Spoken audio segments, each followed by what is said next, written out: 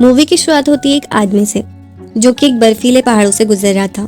तभी वहां पर उसे कुछ अजीब से जानवरों के निशान नजर आते हैं और फिर कुछ ही दूरी पर उसे एक भेड़िया और भालू लड़ते हुए नजर आते हैं। उन्हें देखते ही ये आदमी अपनी गन निकाल देता है, लेकिन वो उन पर गोली चला पाता उससे पहले ही वो भेड़िया उसी की तरफ आने लगता है और आदमी भागता हुआ जमीन पर गिर जाता है।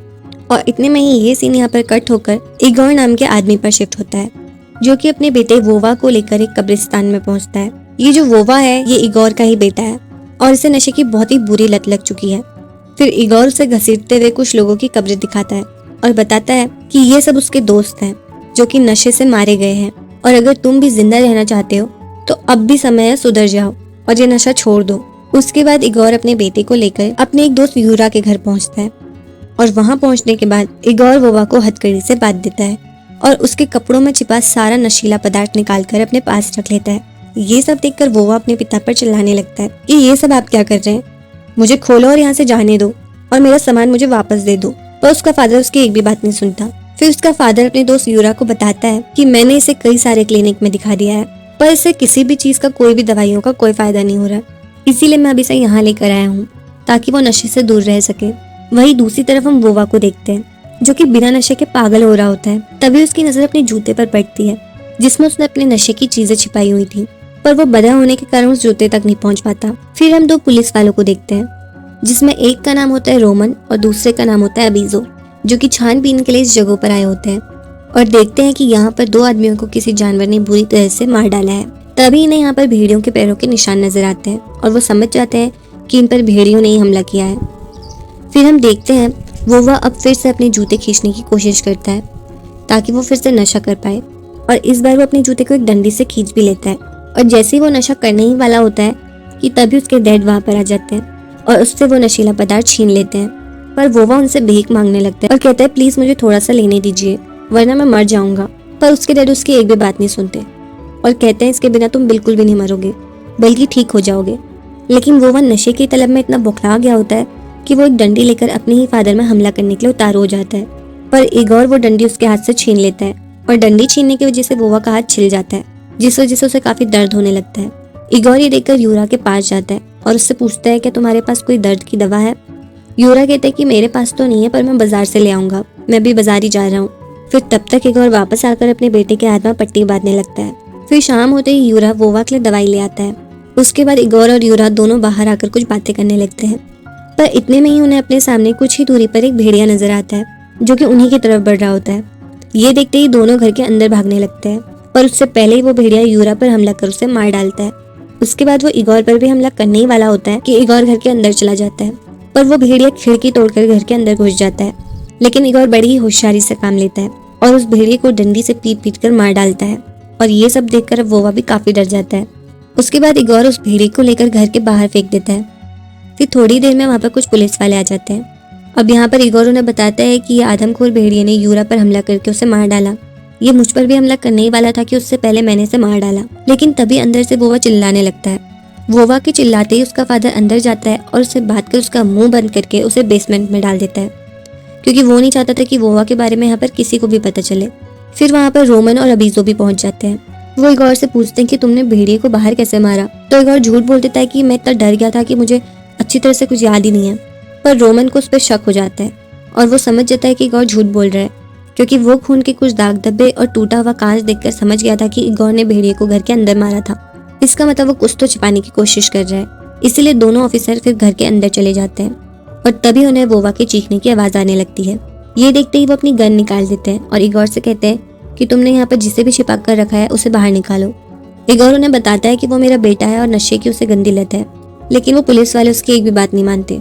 उसके बाद इगोर अपने बेटे को बाहर निकालता है और पुलिस वाले उससे उसके हाथ पैर खोलने को कहते हैं। और यहाँ पर इसी का फायदा उठाकर वोवा भी झूठ बोलने लगता है कि ये मेरे डैड नहीं है, इन्होंने मुझे यहाँ पर किडनैप करके रखा हुआ है, क्योंकि वो तो वैसे भी यही चाहता था कि वो कब खुले और नशा कर पाए।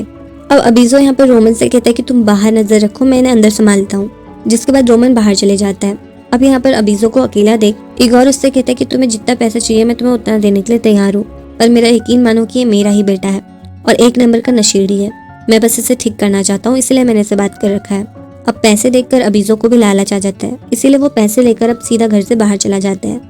बाहर आने के बाद उन्हें कुछ दूरी से एक औरत के चिल्लाने की आवाज आती है वो फटाफट से वहाँ जाते हैं तो लेडी उन्हें बताती है कि उस पर भेड़िए ने हमला करने की कोशिश करी और उसने भेड़िए को गोदाम में बंद कर दिया है।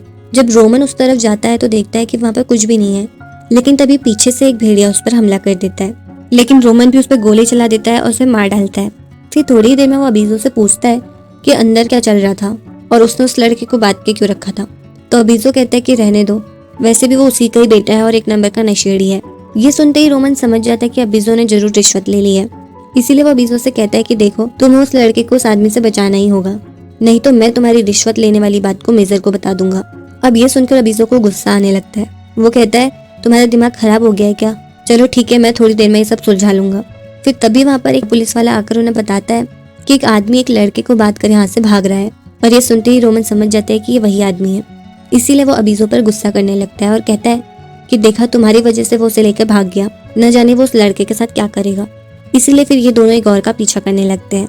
लेकिन कुछ ही दूर जाते ही भेड़िए इगोर और उसके बेटे का पीछा करने लगते हैं। और वहीं दूसरी तरफ रोमन अबीजो से पूछता है क्या सच में वो उसी का लड़का था और क्या सच में वो नशेड़ी है। तो अबीजो से कुछ नशीले पदार्थ दिखाते हुए कहता है कि वो इतना ज्यादा नशेड़ी है कि वो किसी की भी जान ले सकता है। और इगोर और वोवा अब बीच रास्ते में ही पेड़ के पड़ने की वजह से बुरी तरह से फंस जाते हैं। इतने में ही एक भेड़िया उन पर हमला करने लगता है, पर इगोर सभी को अपनी गन निकालकर मार डालता है। फिर वो वोवा को लेकर पास के एक घर के अंदर चला जाता है, जहाँ पर वो देखता है कि इस घर के अंदर भी भेड़िया आ चुके हैं और उन्होंने यहाँ पर हमला भी किया है, क्योंकि वहाँ पर सारा सामान इधर उधर हो रखा था। फिर थोड़ी देर में अबीजो और रोमन भी वहाँ पर पहुंच जाते हैं और इगोर उन्हें खिड़की से देखता है और कहता है यहाँ पर भेड़िए हैं, गाड़ी के बाहर बिल्कुल भी मत निकलना। पर वो उसकी बात क्यों ही सुनते, वो बाहर आ जाते हैं और इतने में ही एक भेड़िया अबीजो पर हमला कर देता है। पर अबीजो बड़ी ही होशियारी के साथ उस भेड़िए को गाड़ी के अंदर बंद कर देता है। तभी एक दूसरा भेड़िया आकर अबीजो पर झपट जाता है, पर रोमन ये देख उसे गोली से मार देता है और अब दोनों की ही गन में गोलियां खत्म हो जाती हैं और बाकी की गोलियां गाड़ी के अंदर होती हैं। और अब वो गाड़ी के अंदर बंद भेड़िए को तो बिल्कुल भी नहीं मार सकते थे, और इससे पहले वो बाहर आता, वो दोनों भी उस घर के अंदर चले जाते हैं और इगोर से कहते हैं कि कल हम तुम्हें लेकर यहाँ से चले जाएंगे। पर इगोर कहता है कि मैं तुम्हारे साथ नहीं आऊंगा। लेकिन इतने में ही वोवा को घर के अंदर एक कोने में एक चीज नजर आती है। वो कहता है कि शायद वहाँ पे कुछ तो है।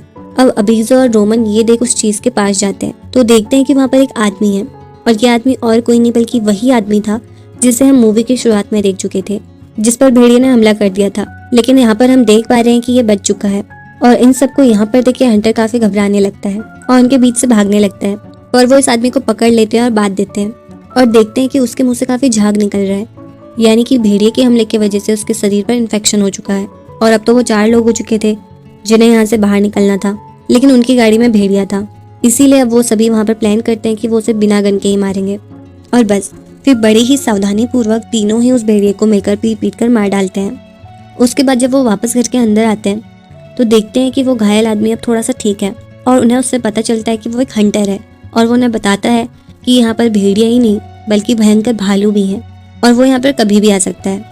इसके बाद सभी आराम से बैठकर सुबह होने का इंतजार करते हैं और इगोर एक तरफ बैठकर अपने फोन में वोवा की एक वीडियो देखने लगता है, जिसमें वो नशे के लिए पागलों की तरह तिलमिला रहा था और पैसे मांगने के लिए अपनी ही वाइफ के साथ बदसलूकी कर रहा था। और ये सब देखकर इगोर काफी इमोशनल हो जाता है। फिर हम देखते हैं कि अब सुबह हो जाती है और सुबह होते ही वोवा देखता है कि सभी को नींद आई हुई है और इसी का फायदा उठाकर वो वहां से भागने लगता है और सबसे पहले गाड़ी में घुसकर नशीले पदार्थ ढूंढने लगता है और फिर काफी ढूंढने के बाद उसे उसका सामान मिल जाता है, जिसके बाद वो उसे लेकर नशा करने लगता है और चैन की सांस लेता है और ऐसे ही होते होते उसे नींद आ जाती है।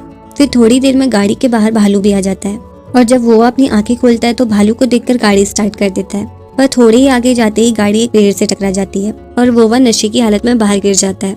भालू वोवा को देखकर उस पर हमला करने के लिए उतारू हो जाता है, पर इतने में ही इगोर आकर वोवा को बचा लेता है। साथ ही रोमन और अबीजो भी वहाँ पर आ जाते हैं और भालू को वहाँ से भगाने की कोशिश करने लगते हैं, पर भालू उल्टा अबीजो पर ही हमला कर देता है। अब ये देख रोमन फटाफट से गाड़ी में जाकर अपनी गन में गोलियां भरता है और भालू पर एक के बाद एक गोलियां ठोक डालता है, जिससे भालू थोड़ा घायल हो जाता है। फिर सभी अबीजो को लेकर घर के अंदर आ जाते हैं, लेकिन अबीजो जो था वो अब बहुत ज्यादा घायल हो चुका था, जिस वजह से उसकी वहीं पर मौत हो जाती है। और ये देखकर इगोर अपने बेटे पर काफी चिल्लाने लगता है कि ये सब तुम्हारे वजह से हुआ है, लेकिन उस बेचारे वोवा को तो क्या ही फर्क पड़ता, वो तो नशे की हालत में था। फिर रोमन बाहर देखता है कि भालू अब भी बाहर ही घूम रहा है, इसीलिए वो इगोर से कहता है कि अगर हमें उससे बचना है तो भालू को हमें खत्म करना होगा या उसका ध्यान भटकाकर यहाँ से हमें भागना होगा। लेकिन इतने में ही वो भालू छत तोड़कर अंदर आ जाता है और रोमन पर झपट जाता है, जिससे रोमन की भी वहीं पर मौत हो जाती है। फिर वो भालू इगोर की तरफ बढ़ने लगता है पर इगोर को वहाँ पर कीलों से भरी लकड़ी मिलती है और वो उससे भालू पर वार करने लगता है।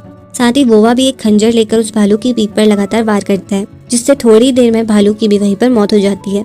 लेकिन इगोर अब काफी घायल हो चुका था क्योंकि भालू ने उसकी गर्दन थोड़ी सी नोच डाली थी। लेकिन अब वोवा अपने डैड को बचाने के लिए उन्हें एक रेहड़ी में रखकर खींचता हुआ अपने साथ ले जाता है और कहता है कि सब कुछ जल्दी ठीक हो जाएगा और आपको कुछ भी नहीं होगा। साथ ही वो अपने डैड से अपनी बचपन की बातें करने लगता है और उसके डैड भी उसकी सारी बातें सुन रहे होते हैं, लेकिन वो कुछ बोल नहीं पाते। वो अपने डैड से प्रॉमिस करता है कि मैं अब कभी भी ड्रग्स नहीं लूंगा, किसी भी तरह का कोई नशा नहीं करूंगा और ये मेरा आपसे पक्का वाला वादा है और मैं हमेशा आपकी हर एक बात मानूंगा। पर वो देखता है कि उसके डैड उसका कुछ भी रिस्पॉन्स नहीं कर रहे, इसीलिए वो उनके पास जाता है और अब वो देखे तो क्या देखे, उसके डैड उसे हमेशा के लिए छोड़कर जा चुके थे।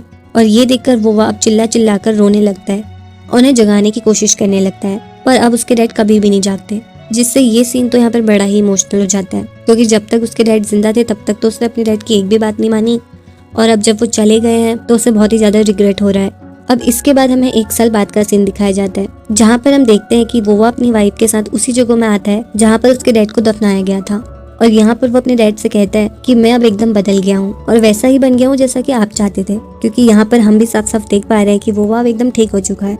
फिर यहाँ पर वो अपने डैड से कहता है कि मैंने और वारिया ने एक फैसला लिया है कि हम जल्द ही एक बच्चा करेंगे और हमें एक लड़की चाहिए। और इसी तरह अपने डैड से बातें कर वो काफी खुश होता है क्योंकि उसके डैड की वजह से अब उसकी पूरी जिंदगी बदल चुकी थी। इसके बाद वोवा की नजर समंदर की लहरों पे पड़ती है और वो अपनी वाइफ से कहता है कि मैं तैरने जा रहा हूँ, पर उसकी वाइफ इसके लिए मना करती है और कहती है कि मौसम बिल्कुल भी ठीक नहीं है और ठंड भी बहुत है, तुम डूब जाओगे। पर वोवा कहता है कि मुझे कुछ नहीं होगा क्योंकि यहाँ पर मुझे मेरे डैड ने तैरना सिखाया था। और बस इसी तरह ये मूवी यहाँ पर खत्म हो जाती है। Thank you so much for watching.